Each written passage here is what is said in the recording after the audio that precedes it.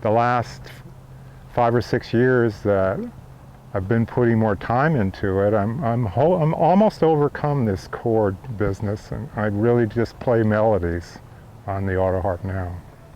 A normal autoharp will have perhaps 15 to 20 of these chord bars. Each one of these is a chord bar, and they will allow you to strum and get a reasonable sounding nice chord. This is what a normal autoharp person would do. They go.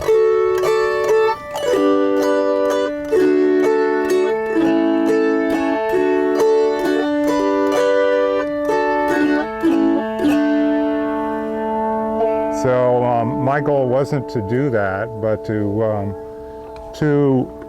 use it to just play an individual note more quickly, like a fiddle melody.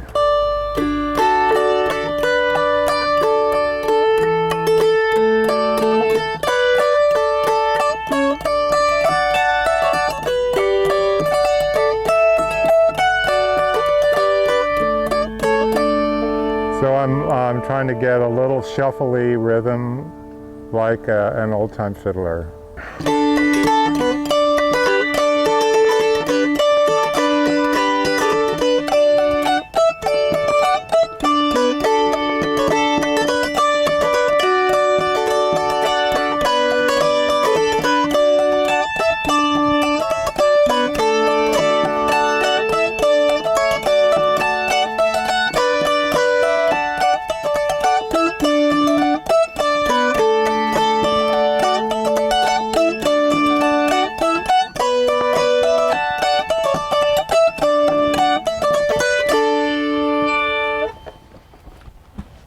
My wife keeps asking me, how many you got now, Bob? And it's true, I have to admit to having about a dozen of them. And I started off with the very inexpensive old black ones that your grandmother used to have or your grade school teacher used to have. And they're now residing in people's garages, and you can get them on eBay for 50 bucks, and they're fun to start with. But as I started playing with other people, I found I needed to have one that was easier to stay in tune, because they have 36 strings and you'd have to hope they stayed in tune at least for a few hours. And then I also wanted ones that would be a little bit louder, because if I was playing with two fiddles, they would overwhelm me completely. So I wound up with a much sturdier autoharp, and it does make a little more noise than the old ones and costs more money.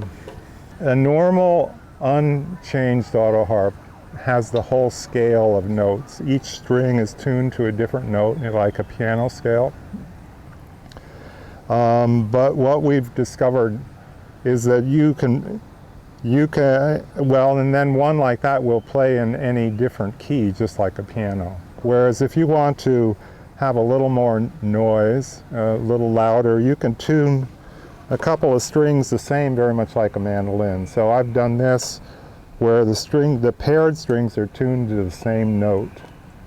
So that means that I don't have as many strings to have all the notes in a scale. So this particular harp is designed to play only in the keys of A and in the key of D.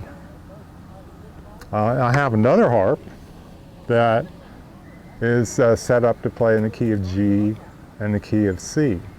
So when I first started doing this, I switched to these single key harps. I used to carry 4 with these little black autoharps around to different music events.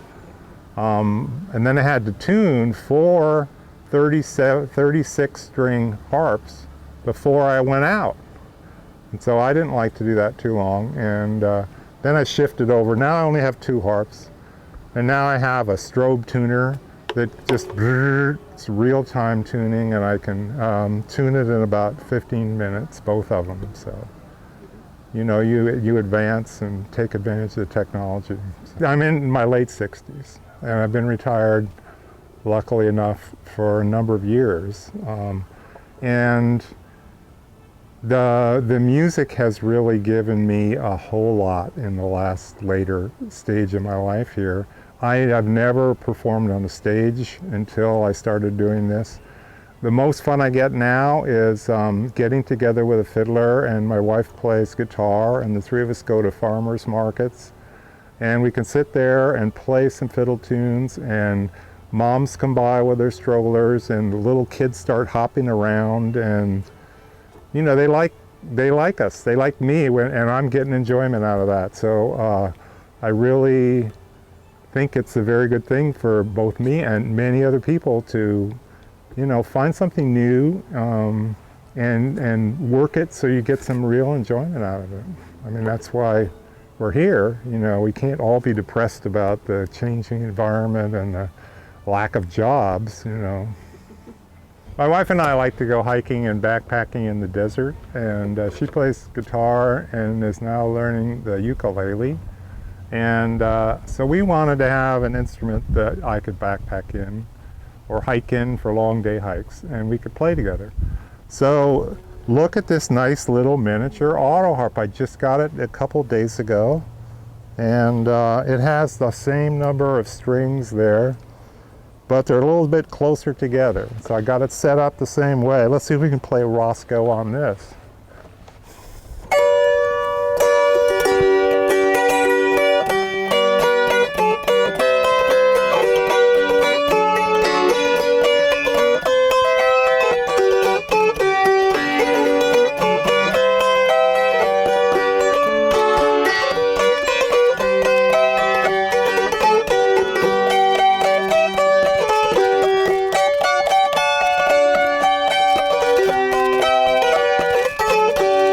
I guess we can.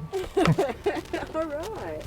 I've got a, you know, sort of iPod kind of thing, and there's several thousand tunes in it. And I've found that I can keep up pretty well with most of the tunes that fiddlers come up with on jam. So I can't remember how to play them, but once they're played, I know the melodies. So I'm pretty good at remembering melodies.